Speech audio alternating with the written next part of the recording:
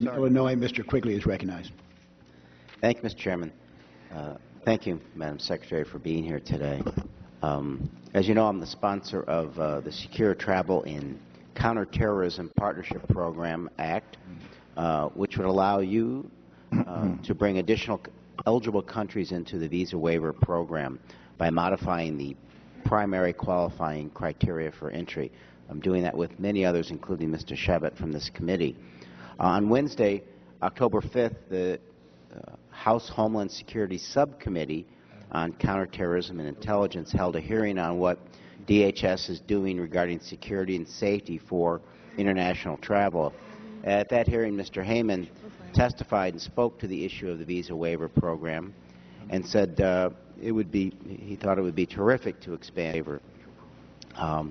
He didn't have the technical specifications about the Department's data capabilities, but he did say that any changes would be rolled out over a period of time, and they would allow DHS to meet the necessary requirements.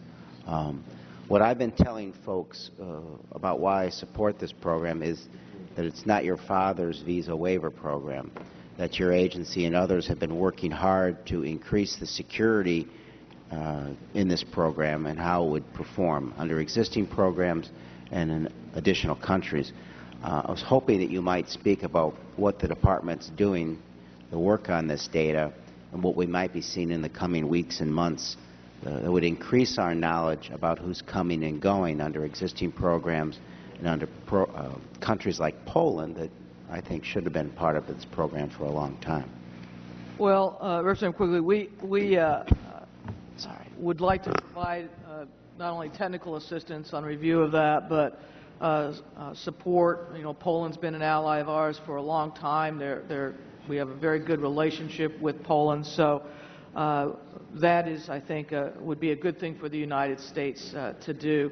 With respect to visa waiver generally, one of the things, as I was explaining earlier, we have been able to do over the past several years is to really make our data systems, both biographic and biometric, much more robust in a way that gives us a lot of the security features of the old visa of visas without necessarily having a visa issued.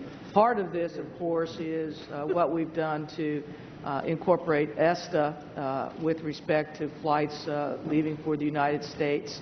Part of it has to do, again, with uniting CBP database, TSA databases in a way they weren't united prior to 2009. I think you testified earlier to the Senate about some of this, and you were stressing biographic information and the new research that's being done and the new work you're doing, why that's as important or more feasible than biometric. Could you focus on that for a minute? That's right. Well, biometric, as we've looked at it, particularly for exit, is extraordinarily expensive. And what we have found is by greater use of much more robust biographic data, we really get to 99% of what you would have with a very expensive biometric system. In a nutshell, can you explain to those new to this issue why countries that participate in a visa waiver program, especially under this new information you're requiring, actually makes us safer? Well, because part of the agreement to engage or be a visa waiver country, part of that agreement is also the agreement to sign other agreements. For example, one called the PCSE, the Preventing and Combating Serious Crime, which relates to the exchange of criminal history databases. So in exchange for visa waiver, there are other agreements that we get from the countries in the program. Very good. Thank you, Mr. Chairman. I yield back. Thank you, Mr. Quigley. The gentleman from Texas, Mr. Poe.